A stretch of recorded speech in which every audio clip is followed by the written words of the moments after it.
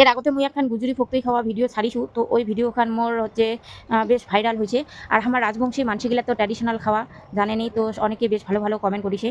হ্যাঁ, আর খুব ভালো লাগিছে। আর ইদি বসে দিছু মুই আলু ভাজা, তারপরে মা মেয়ে মিলি কি করবো আর ওইটাই করা হয়েছে, রান্নাবান্না দেখা হয়েছে।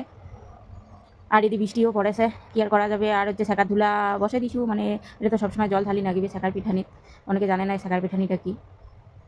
আমার গ্রাম বাংলার মানুষই জানিবেন, কিন্তু শহরের মানুষই জানে না এটা কি। আর এদি দুজনে মিলে কাটাকাটি শুরু করে দিয়ে দিছি, জানেন না তো এই ফক্তই খাবার গেলে কতটা ভেজাল। একের সাথে সাথে রান্নাও বসে দিছু, আর হচ্ছে ওদের কাটাকাটি খাবারগুলো অনেক কিছু মানে পরিষ্কার পরিচ্ছন্নের ব্যাপার আছে। তো ধোয়াধুয়ি ভিডিওটা মুই স্কিপ করে দিছু, কারণ হচ্ছে ধোয়াধুয়ি ভিডিওটা করিবার গেলে ভিডিওটা অনেক বড় হয়ে যাবে, যার জন্য মুই আর ওই ভিডিওটা নেও নাই। আর কালি হচ্ছে তোমার হচ্ছে মূলা শাকের ভাজা, আর হচ্ছে আলু ভাজা আর ফক্তই। তবে এরকম খাওয়া হলে আর কিছু না নাই।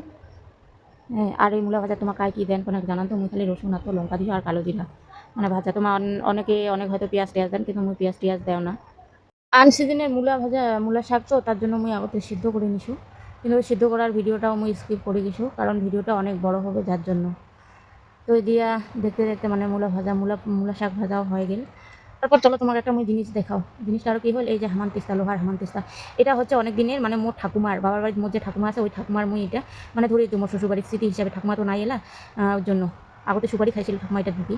এরপর আস্তে আস্তে করে সব প্রসেস দেখো তুমি কেমন করে রান্না করছো। অনেকে হয়তো রান্না করি জানে না, আবার অনেকে অন্যরকম করে রান্না করে। তোমার কেমন করে রান্না করেন অবশ্যই কোনো মুখ কমেন্টে জানান তো। এরকম করে ঠিক তোমার রান্না করেন কি না। মুই কিন্তু অবশ্য মুই কিন্তু আমার শ্বশুরবাড়িতে আসিয়া শেখা ভক্তই রান্না করা শিখিছো। মোর বাবার বাড়ি অত একটা শেখা ভক্তই খাই নাই, তো যার জন্য মানে অত একটা রান্নাও হয় নাই, জন্য মোরও জানা নাই। তবে মুই এরকম করেই রান্না করো।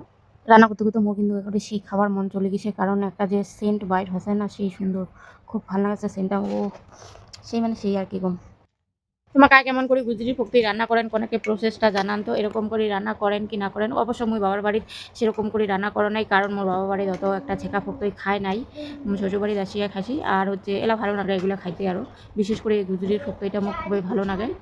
তো তোমার কেমন করে রান্না করেন ওটা জানাবেন। আর এই যে হওয়া টোয়ার পর মানে খাবার বসে পড়েছি আর কি। এই এত কষ্ট করার পরে কোনাকে অসুবিধা হয়ে গেছে আর কি, কোনাক ছেঁকা বেশি হয়ে গেছে, এটাই আর